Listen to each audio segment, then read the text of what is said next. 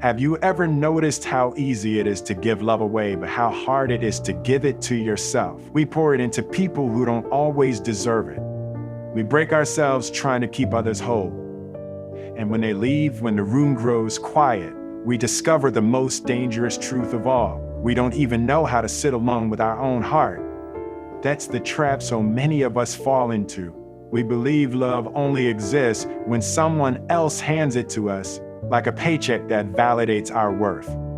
But what if I told you that mindset is exactly what keeps you empty? What if the very reason you keep searching for love out there in someone else's smile and someone else's arms is because you never learned it to be your own first source of love? Think about it. If love from others is your only oxygen, then every relationship feels like you're gasping for air. Every silence feels like suffocation. Goodbye feels like death. And here's the uncomfortable truth: no one, no matter how much they adore you, can breathe for you forever. The real shift, the one that changes everything, begins the moment you decide, I am worthy before anyone validates me. I am enough before anyone applauds me. I am loved before anyone chooses me. That's not arrogance. That's survival. That's freedom. See, when you make yourself the first source of love, you stop negotiating your worth. You stop shrinking to fit inside other people's comfort zones. You stop begging for scraps of attention and start feasting on the strength already inside you. Suddenly, relationships aren't cages, they're choices. You don't stay because you're afraid of being alone. You stay because love adds to you, not defines you. And here's where it gets even deeper. Self-love doesn't just heal your wounds, it rewrites the story you've been telling yourself. A story that says you're not enough, not attractive enough, not successful enough. Lies that were never yours to carry. So let me ask you, what happens if you flip the script? What happens if instead of asking, who will love me, you start asking, how can I love me first? That single question might just be the doorway to confidence, independence, and fulfillment, the kind no rejection, no abandonment can take away. And today, that's exactly the journey we're stepping into. Here's the uncomfortable reality. Most people think self-love is just bubble baths, vacations, or telling yourself you're enough in the mirror. That's not self-love, that's decoration. Your self-love is right. It's confronting the parts of yourself you'd rather keep hidden. It's choosing discipline when excuses feel more comfortable. It's refusing to let your scars dictate your value. Think about the way you treat others you care about. You forgive their mistakes. You encourage them when they're down. You remind them of their worth when they forget it. Now here's the question. Why is it so easy to extend compassion outward, yet so brutal to extend it inward? Why do we treat ourselves like enemies instead of allies? The truth is, somewhere along the way, many of us were taught that love has to be earned. Maybe it came from parents who only showed affection when we achieved something. Maybe it came from partners who made their approval feel conditional. Slowly, without realizing it, we built a dangerous belief: I'm only valuable when someone else validates me. But here's the contrast. Imagine what your life would look like if you rewired that belief. If you woke up tomorrow, before touching your phone, before scrolling through anyone else's highlight reel, you grounded yourself in this simple thought: I am my own first source of love. And because of that, nothing can strip me of my worth. That shift isn't just spiritual, it's practical. A person who has built their worth from within walks differently, speaks differently, and chooses differently, and chooses differently. They don't chase people who breadcrumb them. They don't drown in silence when someone ghosts them. They don't measure their joy by likes, texts, or fleeting approval. Instead, they build from a foundation that doesn't crack. Their healing is steady, their confidence is unshakable, their independence is magnetic. And here's the kicker: the moment you truly embody self-love, the love you attract from others changes too. Because people mirror the way you treat yourself. If you walk into a room knowing your worth, the world has no choice but to respond. So I'll ask you again, are you living as your own first source of love? Or are you living on emotional borrowed time waiting for someone else to refill your soul? Here's the brutal truth nobody wants to admit. Most of the pain in your life didn't come from others abandoning you. It came from you abandoning yourself. Every time you silenced your own voice just to keep the peace. Every time you said yes when your soul was screaming no. Every time you accepted less than you deserved because you were afraid of standing alone. That isn't love. That's self-betrayal dressed up as sacrifice. And if you've been living like this for years, it's no wonder you feel drained, anxious, and unfulfilled. Because deep down, you've been teaching yourself one dangerous lesson. My needs don't matter. But let's flip the lens. Picture this, you're standing in front of a mirror.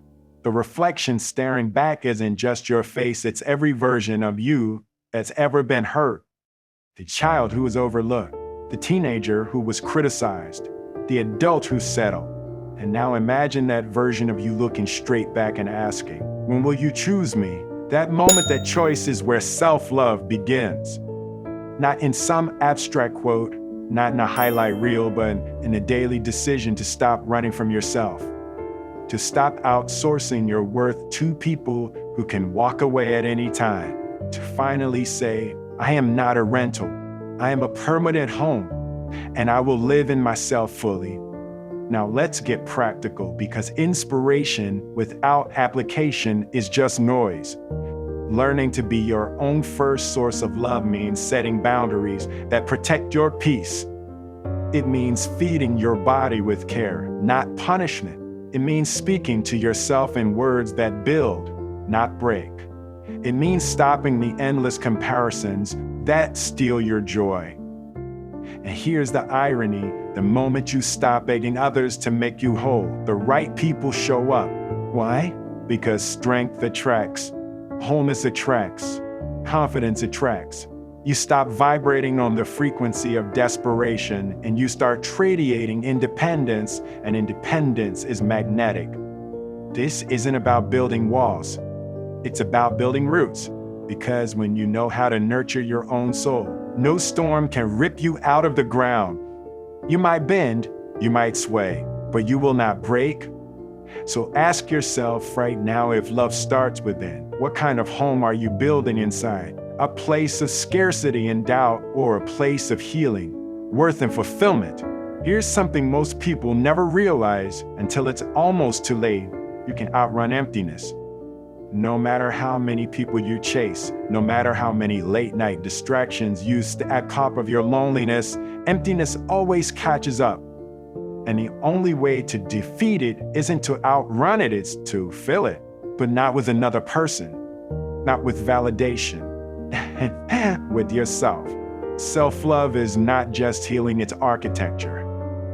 It's the act of rebuilding your identity brick by brick in a way that no one else can demolish.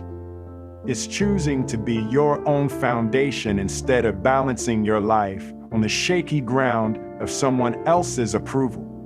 Think about it. How many times have you handed people the keys to your peace? How many times have you given someone else the power to decide if you feel beautiful, valuable, or worthy? That's like giving a stranger the remote to your life and then getting angry when they keep changing the channel. When you learn to love yourself first, you take the remote back. You stop waiting for someone else to press play. You start becoming the director, the actor, and the writer of your own story. And when that shift happens, something incredible follows. You stop attracting chaos. Because chaos feeds on insecurity, but security creates clarity. Now let's bring this closer to home.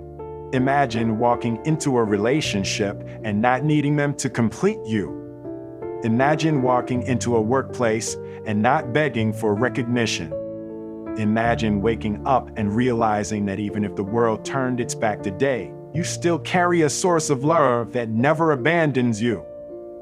That is the freedom that self-love unlocks.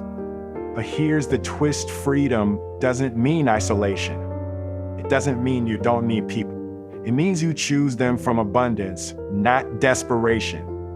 You no longer cling to relationships like lifeboats because you've already learned how to swim. And when you're not drowning in neediness, you give love more freely, more purely, more powerfully. Because let's be real, love that comes from emptiness is just hunger. But love that comes from fullness, that's nourishment, that's the kind of love that doesn't burn out, doesn't manipulate, doesn't destroy. It multiplies. And that's what your life begins to look like when you finally decide, I am my first home. I am my first healer. I am my first love. Here's the truth you can't ignore. No one can give you the love you keep denying yourself. And the longer you wait for someone else to rescue you, the more you delay your own freedom.